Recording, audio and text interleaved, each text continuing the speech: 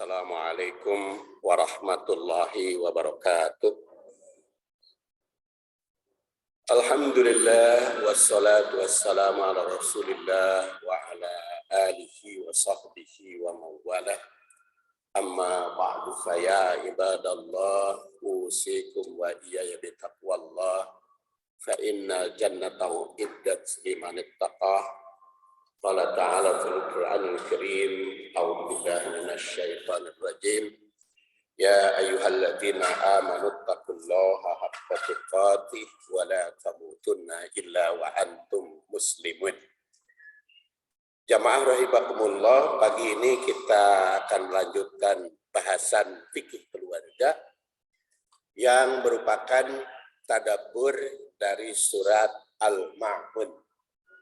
Jadi kita akan melanjutkan bahasan kajian juz amma 9 surat terakhir ditinjau dari sudut fikih keluarga.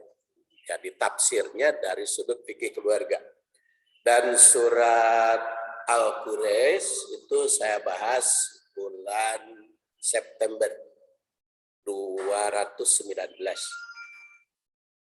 Jadi tahun 219 insya Allah nanti kalau Ibu Bapak membaca makalah saya pada waktu yang lalu, ingat ya. Dan sekarang kelanjutannya yaitu surat Al-Ma'un atau Ara'aital ladzi yukadzibu biddin.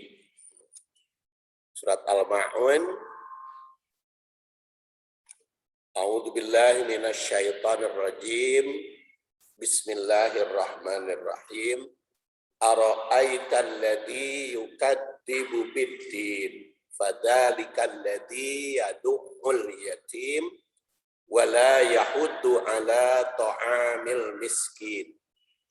Fawailul lil musallin alladzina hum an salatihim sahun alladzina hum yura'un wa yamna'unal ma'un. Dan surat Al-Ma'un ini kita kaji atau kita tadaburi dengan 7 tak. 7 tak yaitu yang pertama tartibul ayat, kedua tarjamah, ketiga dari, keempat tanasubul ayat, kelima tahlil tafsir, keenam takwil, dan ketujuh tatbiq. Jadi 7 tak. Tapi tatbiknya lebih banyak ditinjau dari sudut keluarga. Setelah kita baca tartibul ayat, kita perhatikan tarjamahnya. Ara'aital ladzi yukadzibu biddin. Tahukah kamu orang yang mendustakan agama? Itulah orang yang menghardik anak yatim, yad'ul yatim, dan tidak menganjurkan memberi makan orang miskin, wala yahuddu ala ta'amil miskin. Fawailul lil musallin, maka celakalah orang yang sholat. Jadi orang yang sholat celaka kalau tadi mendustakan agama, kemudian menghardik anak yatim, dan tidak menganjurkan memberi makan orang miskin, maka sholatnya pun membawa celaka. Maka kecelakaan bagi orang yang lalai dalam sholatnya, yang lalai dari sholatnya. Kemudian fawailul musallin alladzina hum an salatihim sahun walladzina hum yura'un, dan riya, wa yamna'unal ma'un, dan enggan atau mencegah untuk memberi makan dengan atau untuk menyantuni dengan hal-hal yang berguna. Itu tarjamah. Yang kita kutip terjemahnya Depag ya. Jadi bisa saja nanti terjemah yang lain berbeda. Kemudian yang ketiga tarikhul ayat. Kumpulan ayat ini dinamakan surat Al-Ma'un yang berarti barang-barang yang berguna. Itu diambil dari perkataan terakhir pada ayat terakhir.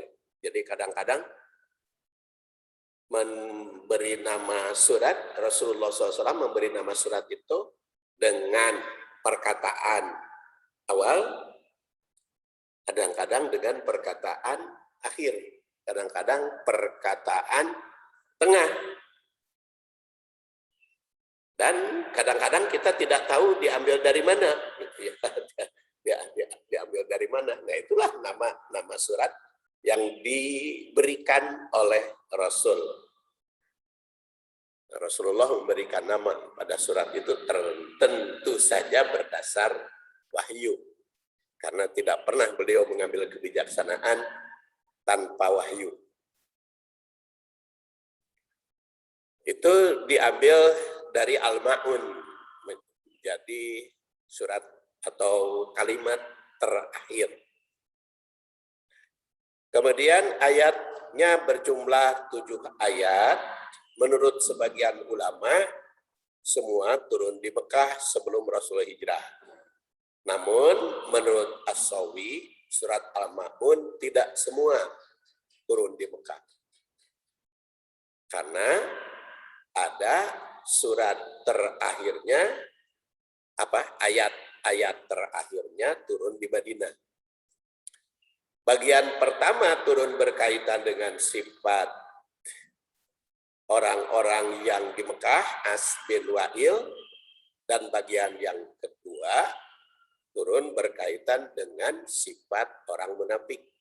Itu menurut As-Sawi, menurut beliau, ya. Jadi sebagian berkaitan dengan sifat orang Mekah, As bin Wa'il, dan sebagian sifat orang Madinah, yaitu Abdullah bin Ubay. Dan seperti pernah saya jelaskan pada waktu yang lalu, Al-Quran ada yang semua turun di Mekah, ada yang semua turun di Madinah, ada yang sebagian di Madinah, sebagian di Mekah. Bahkan surat Al-Alaq ayat 1-5 jaraknya jauh dengan ayat berikutnya, ayat 6 ke atas, itu jauh sekali jaraknya. Tidak diterangkan sebenarnya mulai ayat yang mana yang diturunkan di Madinah itu. Nah, tapi bersanadkan Ibnu Abbas, surat Al-Ma'un ini turun berkaitan dengan sifat munafik yang hanya mau sholat tatkala berada di lingkungan kaum muslimin. Idza laqul ladzina amanu qalu amanna wa idza khalau ila syayatinihim qalu inna ma'akum. Kan orang munafik begitu. Ketemu orang mukmin seperti mukmin, amanah. Tapi kalau bertemu dengan syayatin, pengikutnya, ini ma'akum, inna mana nahnu mustahjiun. Jadi idza laqul ladzina amanu qalu amanna wa idza khalau ila syayatinihim qalu inna mana nahnu mustahziun. Kami ini hanya mustahziun, ngahireukeun orang-orang mukmin. Itu sifat orang munafik, mustahziun, ngahireukeun, mempermainkan. Maka Allah yastahzi'u bihi. Nah, jika tidak berada di lingkungan muslim, mereka tinggalkan sholat. Jadi kalau sesama muslim sholat, rajin. Kalau jauh dari muslim, tidak sholat. Allah Subhanahu wa Ta'ala menurunkan surat Al-Ma'un ini berkaitan dengan sifat buruk mereka, supaya jangan sampai menular kepada kaum muslimin. Menurut Ibnu Mundir, fawailul lil musallin, yang turun dengan berkaitan dengan orang munafik adalah ayat keempat hingga terakhir, maka termasuk Madaniyah. Hanya ada yang menyebut Makkiyah sebagian, Madaniyah sebagian. Yang termasuk ayat Makkiyah adalah ayat 1 sampai 3. Itu surat Al-Ma'un ini dibagi atau terbagi 2 tempat. Esensi surat Al-Ma'un ini secara historis berisi teguran terhadap orang yang mengaku beragama Islam, tapi tidak memanifestasikan pengakuannya pada sikap dan perbuatan. Orang yang demikian itulah tergolong kepada yukadzibu biddin, pendusta agama. Lalu apa kaitannya dengan fikih keluarga? Kita sekeluarga jangan sampai jadi pendusta agama. Jadi kalau keluarga kita ingin harmonis, harus menjadi pembenar agama. Dan ini seperti saya katakan tadi, tentu saja ada tanasub ayat. Jadi setelah kita mengetahui tarikh ayat, maka kita lihat tanasub. Tanasub itu apa artinya? Kaitan. Kaitan ayat dengan ayat sebelumnya. Tanasub ayat sebelumnya adalah surat Quraisy yang kita bahas 8 September 2019 yang lalu. 8 Muharram, 8 September. Li'ila fi Quraisyin ila fihim rihlatas syita was-saif falyabudu rabb hadzal bait alladzi at'amahum min ju'in wa amanahum min khauf. Surat Quraisy itu memuji kaum Quraisy yang senantiasa aktif bepergian ke berbagai kawasan, baik musim dingin maupun musim panas. Sudah kita bahas pada waktu yang lalu, konsep keluarga berdasar surat Quraisy itu iman, aman, nyaman. Itu yang paling pokok. Iman, falyabudu rabb hadzal bait. Nyaman, tenang. Ekonomi, jasmani, rohani maupun ekonomi, tenang, nyaman. Karena di situ amanahum min khauf, min ju', ya, manahum min ju'. Dan jangan sampai lapar. Makanya keluarga harus bagus ekonominya. Bebas dari ju', dari kelaparan. Wa amanahum min khauf, bebas dari ancaman.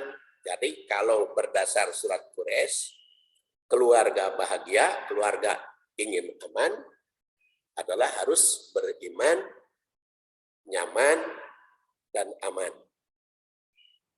Quraisy. Namun,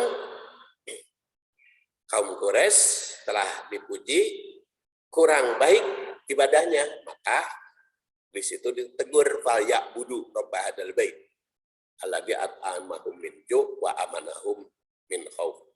Oleh karena itu diserukan kepada mereka agar beribadah hanya kepada Allah sebagai pemilik Baitullah. Surat Al-Ma'un mengkritik orang yang merasa sudah beragama, merasa sudah ibadah. Jadi setelah diperintahkan untuk beribadah supaya membuktikan iman, meraih keamanan dan kenyamanan, maka masih ada orang masih mendustakan agama.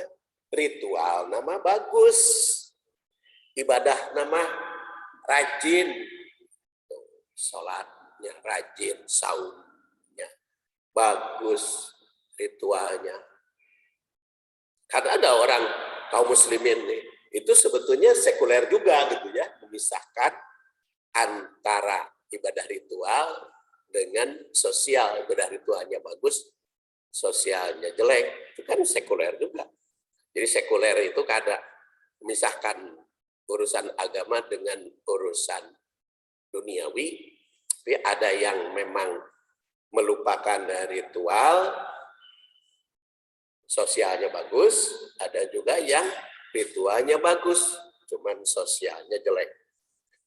Nah, oleh karena itu surat ini menegaskan bahwa orang yang tidak peduli sesama, orang yang tidak peduli sesama manusia, seperti anak yatim, orang miskin, itu masuk kepada kategori mendustakan agama. Jadi setelah perintah ritual lebih banyak dalam Quraisy, walaupun memuji sosialnya juga surat Quraisy itu, karena mereka bagus wisatanya, bagus bepergian, ekspor impor diilapi Quraisy, baik di musim dingin maupun di musim panas. Maka bagaimana penerapannya di dalam kehidupan sosial? Kaitan yang kedua, surat Quraisy menyerukan agar senantiasa beribadah kepada Allah Subhanahu wa taala. Karena fal ya'budu, ya, penekanannya fal ya'budu rabb hadzal bait. Surat Quraisy. Surat Al-Ma'un mengeritik orang yang beribadah rajin seperti sholat tapi masih lalai dan riya. Bahkan di dalam surat Al-Ma'un ini dikritik juga ritualnya, bukan hanya sosialnya kurang bagus pada anak yatim, tapi di dalam ritualnya masih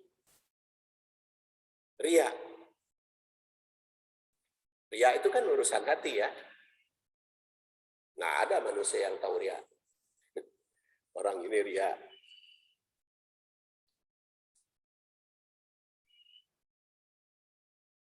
Oh ya.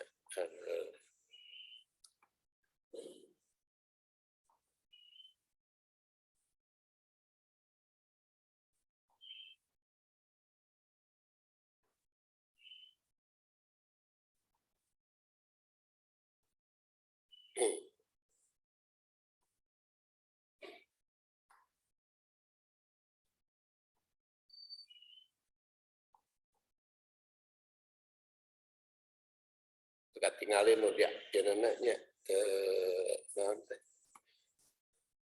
dekat tinggal di jenenanya partisipan.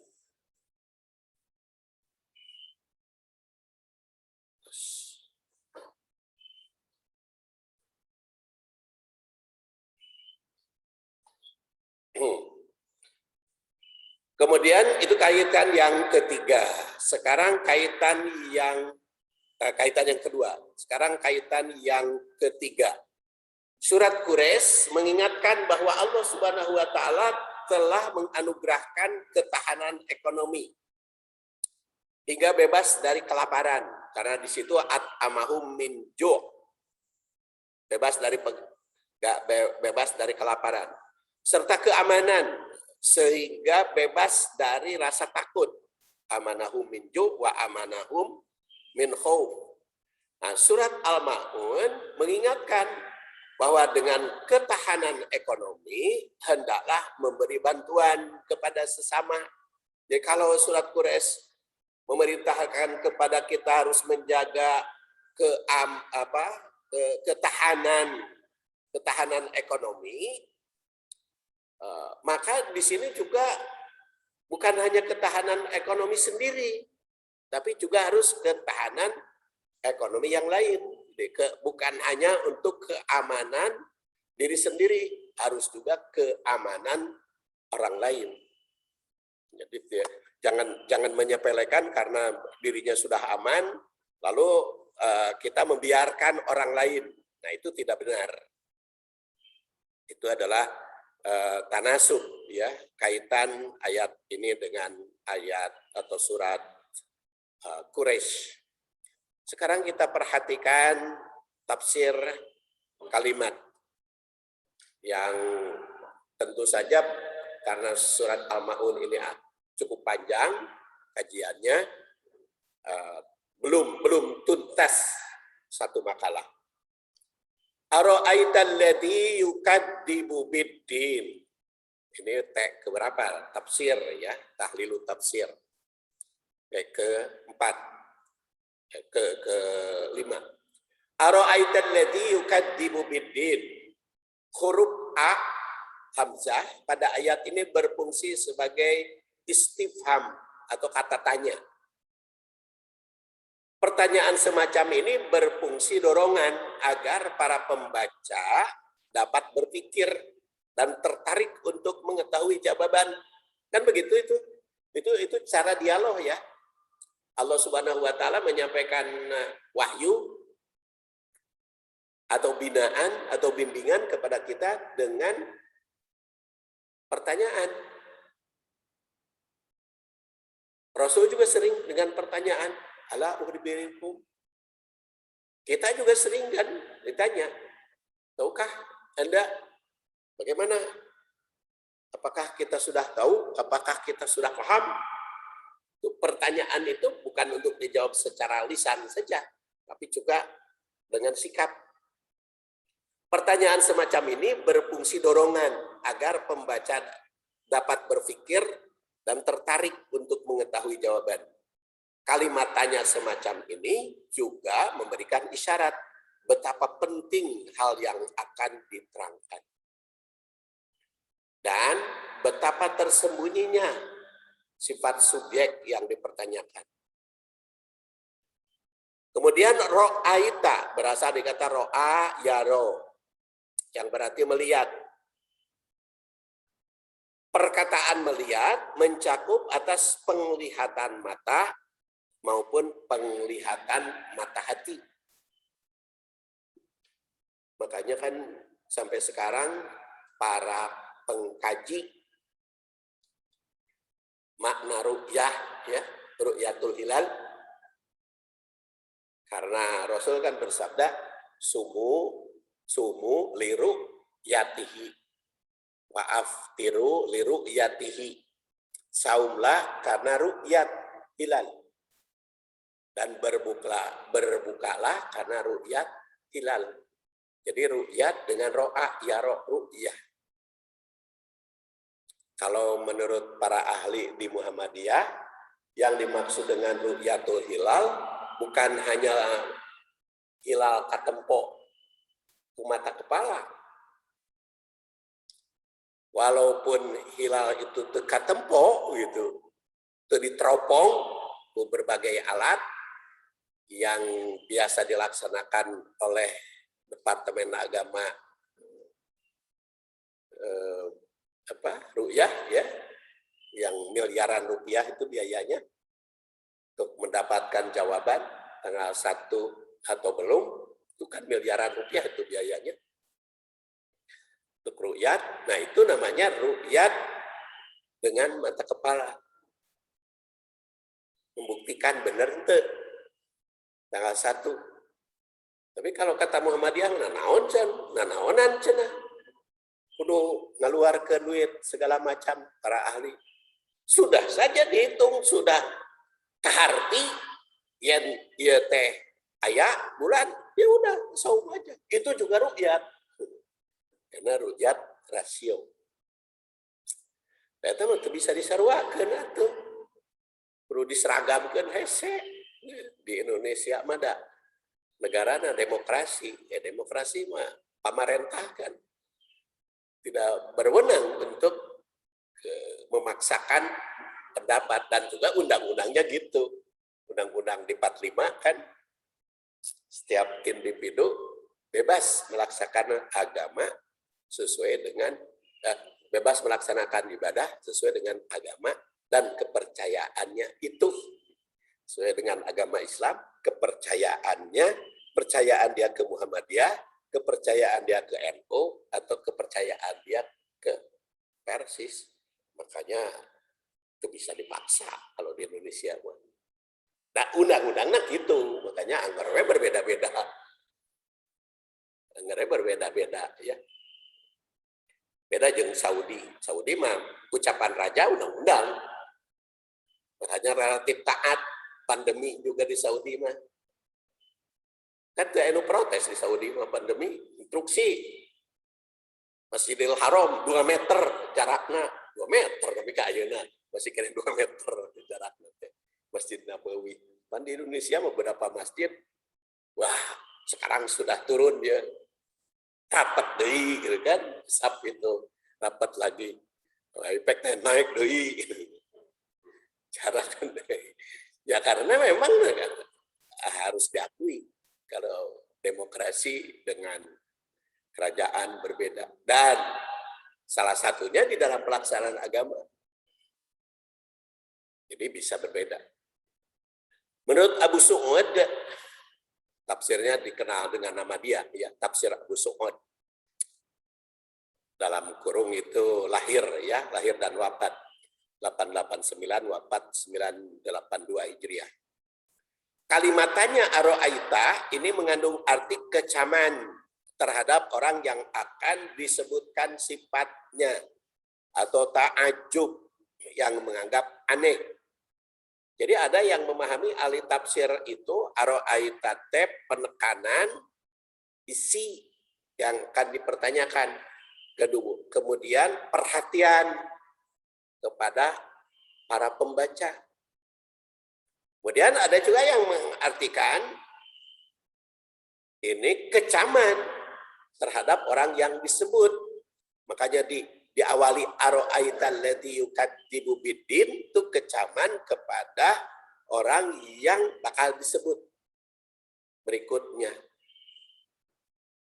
Yang menganggap aneh terhadap orang yang memiliki sifat yang akan disebutkan berikutnya. Sedangkan As-Suyuti, Jalaluddin As-Suyuti, antara lain tafsirnya Jalalain, juga Al-Iqlil, ya, paling pendek, As-Suyuti, Al-Iqlil. Aro'aita pada ayat ini mengandung arti hal arafta. Tahukah Anda? Tahukah Anda? Jadi sudah sampai di mana pengetahuan Anda? Kemudian yukadzibu, mendustakan, bisa bermakna menolak atau mengkufuri akan kebenaran secara langsung. Bisa juga secara tidak langsung, mendustakan itu bisa langsung, bisa tidak langsung. Mendustakan secara langsung adalah menolak kebenaran. Kemudian mendustakan secara tidak langsung, tidak mengakui kebenaran yang lainnya. Jadi makanya ada yang mendustakan agama itu secara langsung, ada juga yang tidak langsung. Sedangkan Ibnu Abbas, sahabat Rasul yang wafat tahun 68 Hijriah, sebagaimana dikutip oleh Asy-Syaukani, yukadzibu biddin pada ayat ini adalah yukadzibu bihukmillah. Jadi memahaminya Ibnu Abbas itu yukadzibu bihukmillah. Ibnu Abbas ini adalah sahabat yang paling diakui tafsir, ya, sehingga kata Ibnu Mas'ud, Ibnu Abbas termasuk turjaman Al-Quran, di Quran yang hidup di luar mushaf, yaitu Ibnu Abbas, Abdullah bin Abbas memahami. Takwilnya juga banyak itu. Takwil Ibnu Abbas.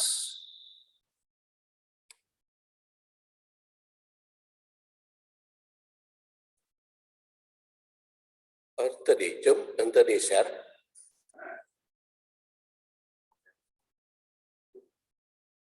Oh, tadi hilapnya. Ayo wenu kaliwat teh. tadi share mohon kena diwartosan teh abdi sok kaliwat gitu teh.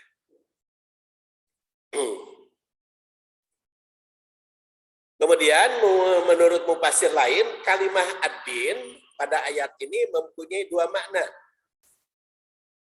Yang pertama maknanya al-jaza, yang berarti hari pembalasan. Yang kedua bermakna dinul Islam, yang berarti agama Islam.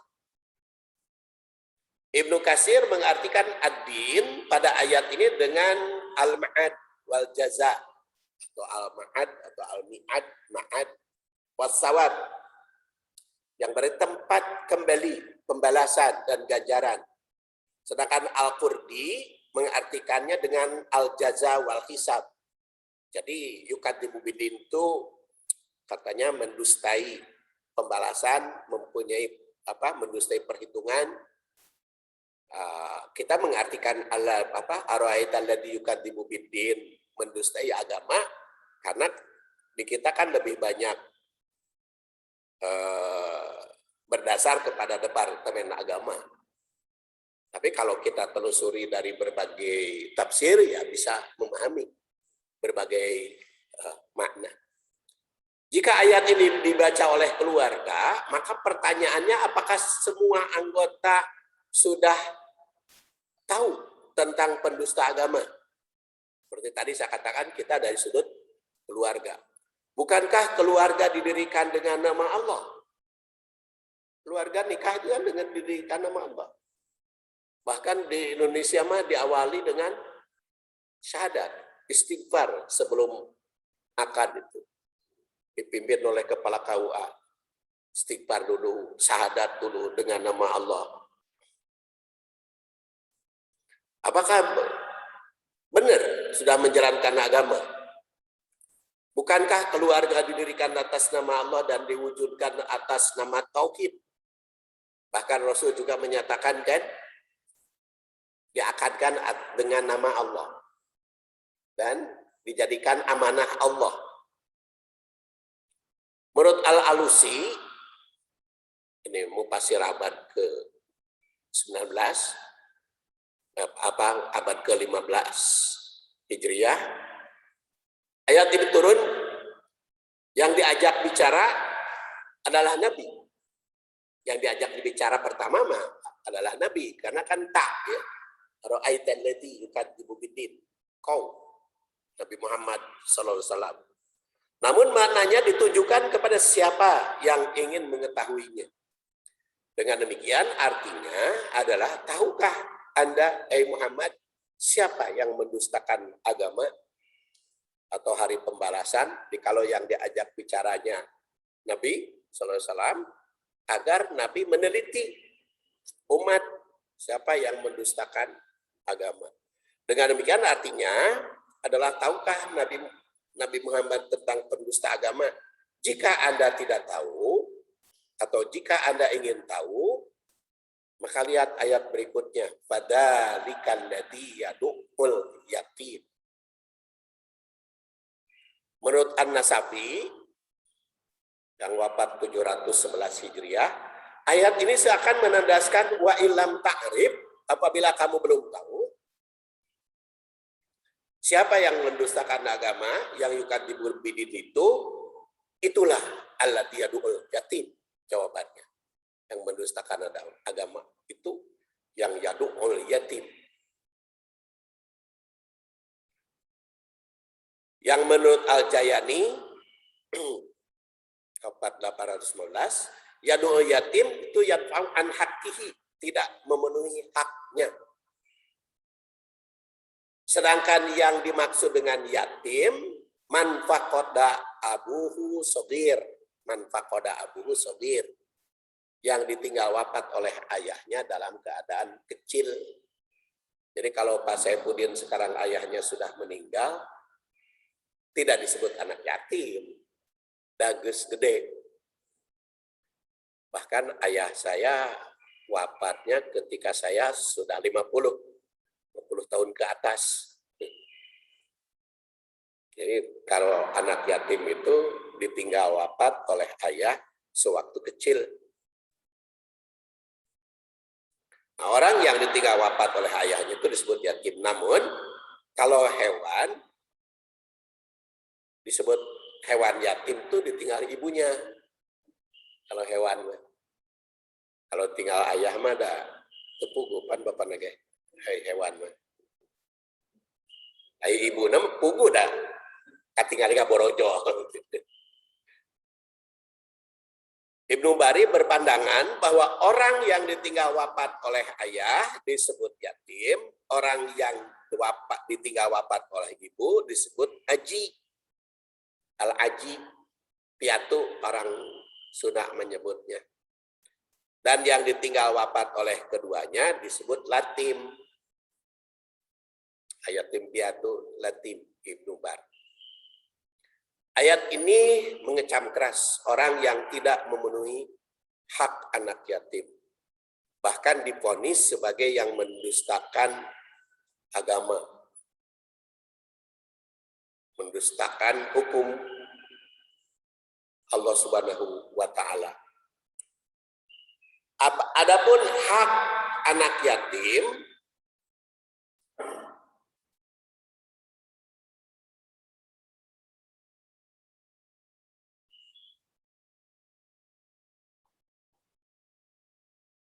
itu bisa dilihat pada tabel ayatnya, kemudian juga kewajibannya. Yas'alunaka 'anil yatim qul islah. Di sini berdasar surat Al-Baqarah 220 mengurus islah. Kemudian juga menganggap saudara karena wa ikhwanukum. Kemudian juga jangan merusak haknya, yaitu jangan sampai jadi mufsid, harus jadi muslih. Kemudian pada surat Al-Maidah 152, wala taqrabu malal yatim illa billati hiya ahsan, hatta yablugha asyuddah, itu jangan memakan kecuali dengan islah, dengan baik. Billati hiya ahsan. Kemudian kalla balla tukrimuna yatim, itu memuliakan. Kemudian fa'amal yatima fala takhar, tidak boleh berbuat semenang-menang. Wayut imuna ta'am ala hubbihi wa miskinan wa yatiman wa asira, berarti itu memenuhi kebutuhan fisik minimum. Lalu wa atu yatama amwalahum, di sini jujur dalam menyerahkan harta anak yatim.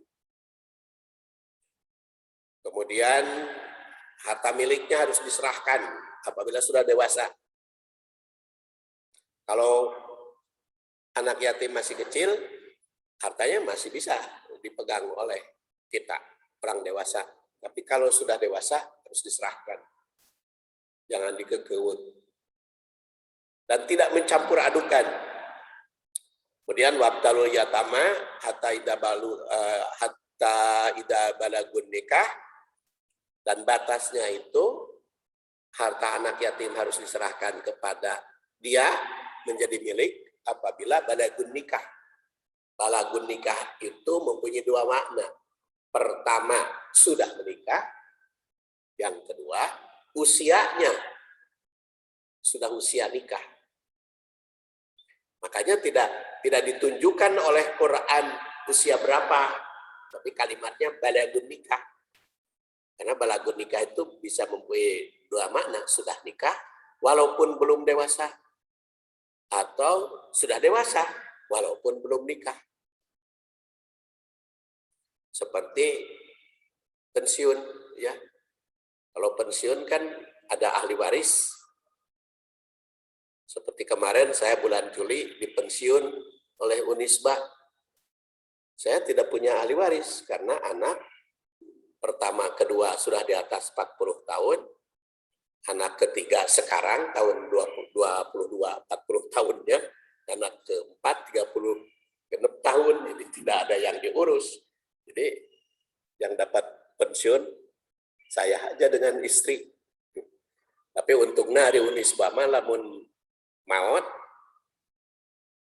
dua-dua anak. Jadi kalau maut saya, istri saya dapat. Kalau sudah dua-duanya itu dihitung. Kalau dua-duanya sudah meninggal, dihitung sisanya berapa, serahkan kepada ahli waris. Kalau di Unisba begitu pensiunnya. Tapi karena Unisbanya butuh kene, cuma 1 bulan saya pensiunnya. Bulan September diangkat lagi. Bulan September dia angkat lagi jadi dosen luar biasa. Nah, jadi artinya terjadi pensiunannya. Nah, jadi itu balagun nikah. Balagun nikah. Jadi kalau balagun nikah itu anak itu harus sudah punya ekonomi sendiri, tidak ada tanggungan dari orang tua. Balagun nikah. Nah, berapa balagun nikah? Sekarang balagun nikah itu laki-laki 23 di Indonesia. Perempuan 19. Itu harus sudah sudah berekonomi mandiri. Balagun nikah. Kemudian mengasuh anak yatim secara baik bukan hanya mendapat nilai membenarkan agama, tapi jaminan dari Rasul. Sebagaimana diriwayatkan oleh Al-Bukhari